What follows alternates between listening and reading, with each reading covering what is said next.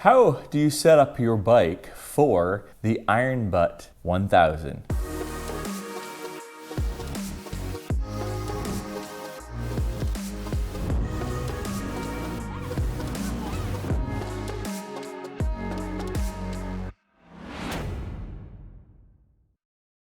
I've only been riding a couple of years, and I think this bike is number 8, if I'm not mistaken. And you say, well, why go through so many bikes? Just buy a Harley and your problems are solved. But for me, it was understanding my riding style, how I like to ride, where I like to ride, and the distances I like to ride. So this is the BMW R1250 GS, and this is the adventure version. So a couple of things that I realized that I like to do is I like to ride in places that are a little bit more remote, which means fewer predictable gas stations and some off-road, dirt road, gravel road, poor pavement conditions, which to me led towards the adventure style bike. This is what many would consider the king of the adventure bike. And so the reason I picked up this particular bike was because if it's the bike everyone's comparing it to, well, why not try it? Things that I love about the BMW is I love the Boxer engine. I am a big fan of the Boxer engine. It looks a little weird.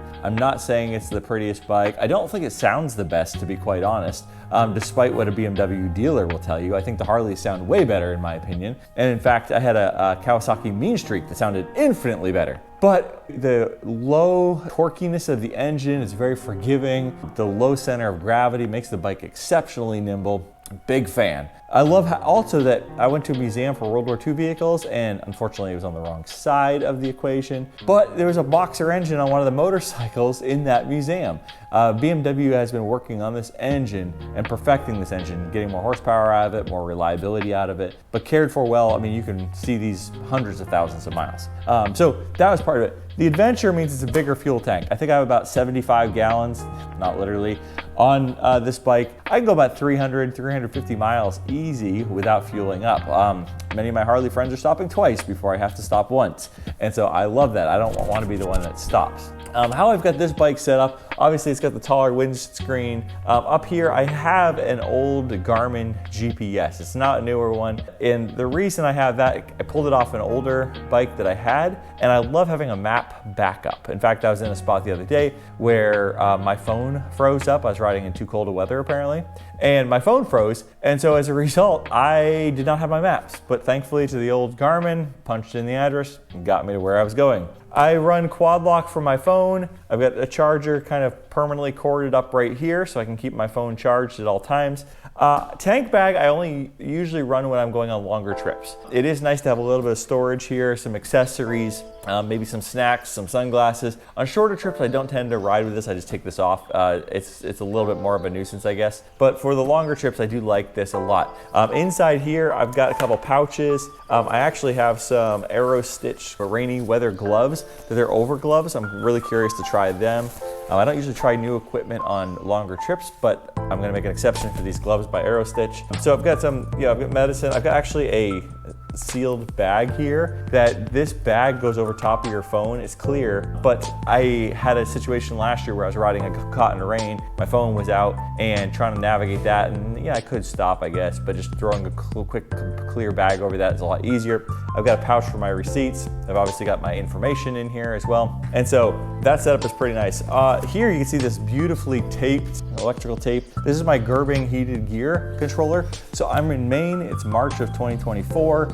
I expect the first couple hours, particularly while it's dark, to be very cold. And I say very cold, depends on where you're from. If you're from Wisconsin, think of it as a heat wave. But I'm expecting in the 30s, to be the starting portion of that trip, low 30s. So I've got heated gear. Gerbing didn't have a great way to mount that I've seen. And what I wanted is I wanted a spot, as I tested this out, I wanted a spot where I could actually easily manipulate this with one hand while wearing thicker gloves. And this spot seemed like it did it really well for me. Also made it easier mounting and dismounting the bike because this is kind of where you plug in your jacket. I had some friends that they have this like lamb's wool. They swore by it. It feels a little old school, And the ones they had were like that sort of off-white, stained white kind of thing. And I said, like, sheep, could do better. Well, there's a company in Maine that actually makes or raises black sheep, I guess. And I've been riding with this, and I honestly kind of love it. It's a little old school, but I think it's fantastic. So when I have this, I don't have the heated seat, working in the same way, but it does actually, it's very comfortable, and it's got its own warmth, which is very strange. It does really, really work. So anyway, this has been a recent addition that I've been riding with like end of last year, beginning of this year, and I've absolutely loved that. I don't have any problem with it like moving around or anything. I've not honestly tried the heated seat through here, but I never found that I need it with this on here. So I've got a rear trunk case on the back. Here I'm going to be carrying mostly food, maybe laptop, items that I need to quickly access. I'm not planning on stopping at like restaurants or things like that on this trip, so I want the gear here. For me, I don't usually end up eating 3 meals a day anyway. I'm usually kind of more of a 2-ish kind of person. And so I think just some snacks that are sort of high protein, kind of fuel you up, buy some drinks so I'm not having to wait in lines for as much as possible. And that will kind of keep the trip as smooth and as efficient as possible. And tucked below here, this bag mount is I actually have a toolkit on board. So I've got all the basic set of tools for the BMW.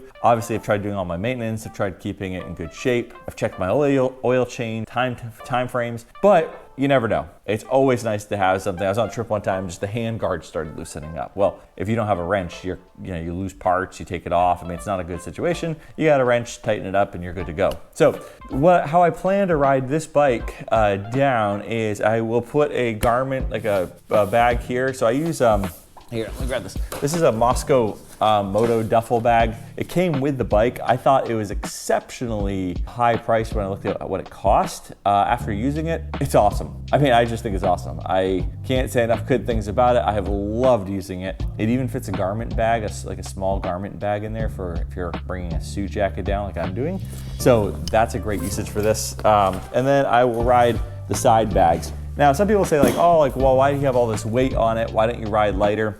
And I guess what I've learned is like, well, A, the bike doesn't feel, I'm not freighting these with weight. I mean, it's not like hundreds of pounds I'm putting in here. 2, I've ridden with them enough that I'm comfortable with them. It's not like I just ride on a long trip. 3, I would say, well, for me, putting the extra bags on the side, what that allows me to do is like, hey, I'm going to South Carolina. It allows me to throw in a warm weather jacket, a vented jacket. So I'm wearing proper gear, but I've got that there. I'll throw in a battery pack just in case, I get stuck, I haven't had battery problems, but why would you risk that? So some of those pieces, having that extra bags allow that flexibility of gear, and gear just takes up a lot of room. I was on a trip last year.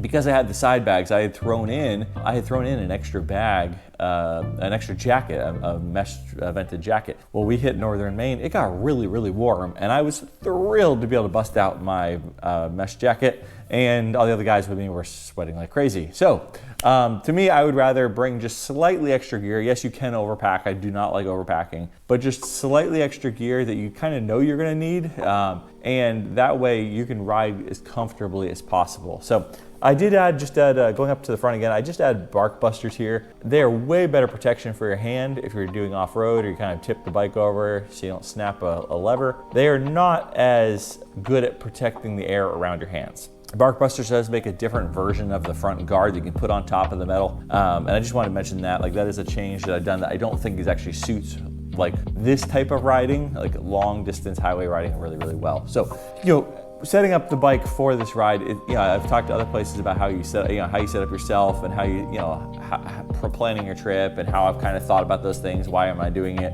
Where am I going on it? But the bike to me is a part of it. The reason I picked this bike is reliable. It's dependable. It works well on the highway. It's got great range. It's got great safety features. BMW's done a great job working through the safety features on the bike, particularly when it comes to like rain, slick conditions with your ABS. And so those are kind of the reasons that I have chosen this bike. Now, like I said, looking to hit that this Friday. We'll see if those preparations, if my preparations, if the bike preparations, the mental preparation is enough. But at least I wanted to kind of give you a heads up. If you were curious why, what bike I was taking, a lot of people ride it and they spend a lot of time talking about their planning or the route, but not about their bike. And so even for my own sake, I kind of wanted to just record this and say, hey, here's what I'm planning on setting up. And I will let you know how that works. Catch you on the other side.